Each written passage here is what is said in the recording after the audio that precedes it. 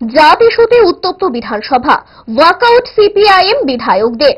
সোমবার বিধানসভায় মন্ত্রী রতনলাল নাথ এবং বিরোধী দলনেতা জিতেন্দ্র চৌধুরী বাগযুদ্ধের মধ্যে মন্ত্রী রতনলাল নাথ জাত পরিচয় টেনে বিরোধী দলনেতা জিতেন্দ্র চৌধুরীকে আক্রমণ করেন।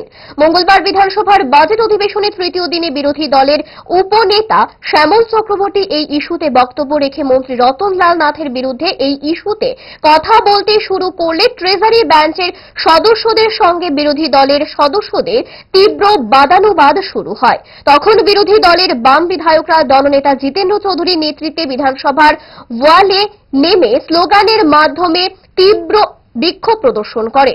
কিছুক্ষণ পর বিধানসভা থেকে ওয়াকআউট সিপিআইএম এর বিধায়করা, মন্ত্রী রতনলাল নাথ সহ শাসক দলের বিধায়করাও পাল্টা স্লোগানে মেতে ওঠেন।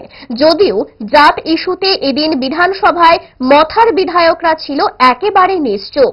কংগ্রেস বিধায়করা গোটা বিষয়টি নিঃশব্দে নিশ্চুপে উপভোগ করেছেন।